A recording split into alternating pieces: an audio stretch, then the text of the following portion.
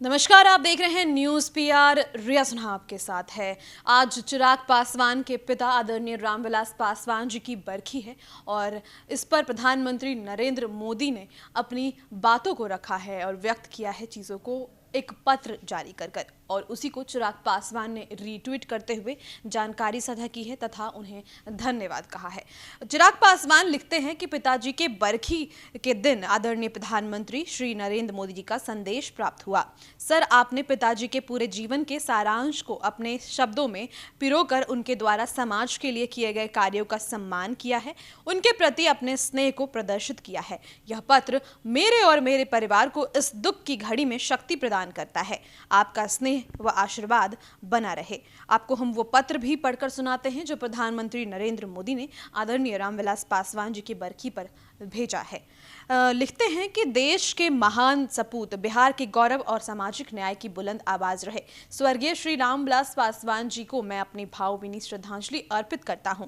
यह मेरे लिए बहुत भावुक दिन है। मैं आज उन्हें न केवल अपने आत्मीय मित्र के रूप में याद कर रहा हूं, बल्कि भारतीय राजनीति में उनके जाने से जो शून्य उत्पन्न हुआ है उसे भी अनुभव कर रहा हूं। स्वतंत्र भारत के राजनीतिक इतिहास में पासवान जी का हमेशा अपना एक अलग स्थान रहेगा। वो एक बहुत ही सामान्य पृष्ठभूमि से उठकर शीर्ष तक पहुंचे हैं, लेकिन हमेशा अपनी जड़ों से जुड़े रहे हैं। मेरी जब भी उनसे मुलाकात होती थी, वह अपने जमीनी अनुभवों के आधार पर हमेशा गांव-गांव दलित वंचित के हितों की चिंता प्रकट करते थे।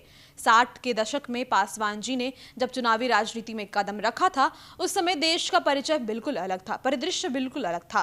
तब देश की राजनीति मुख्य रूप से केवल एक राजनीतिक विचारधारा के अधीन थी, लेकिन पासवान जी ने अपने लिए एक अलग और कठिन रास्ता चुना। वर्ष 1977 में जब उन्हें लोकसभा चुनाव जीता तो उनकी जीत ने पूरे देश को अचंभित कर दिया। उन्होंने डॉक्टर राम मनोहर लोहिया की शिक्षाओं से सीखा और मुलक समाज को अपनी राजनीति का आदर्श बनाया। यह आदर्श और राजनीतिक सिद्धांत अंतिम समय तक उनसे उतनी ही मजबूती से जुड़े रहे। अपने लंबे सार्वजनिक जीवन से पासवान जी ने जो भी जिम्मेदारी संभाली, उस क्षेत्र को उन्होंने एक सकारात्मक दिशा देने का काम किया।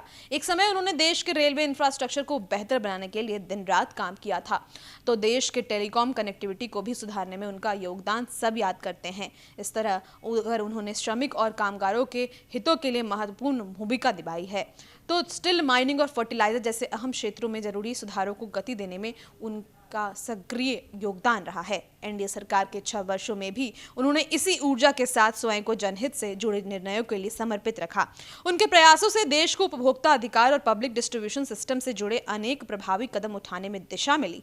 आज जो युवा राजनीति को जानना समझना चाहते हैं या फिर राजनीति के माध्यम से देश की सेवा करना चाहते हैं, पासवान जी का जीवन उन्हें काफी कुछ सिखा सकता है। सत्ता के शीर्ष पर पहुंचकर भी वह हमेशा अपने कार्यकर्ताओं के लिए सुलभ रहते थे और उनके सुख दुख में भागीदार रहते थे। उन्होंने हमेशा संवाद और सौहार्द में भरोसा किया। यही वजह है कि राजनीतिक दल के नेताओं के साथ उनके मधुर संबंध रहे हैं। हमेशा चेहरे पर मुस्कान लिए मिलने वाले रामविलास जी सभी के थे, जन जन के थे। मैं रामविलास जी के परिवार के सभी सदस्यों के लिए, उनके सभी समर्थकों के लिए बेहतर स्वास्थ्य और सुख समृद्धि की कामना करता हूं। नरेंद्र मोदी।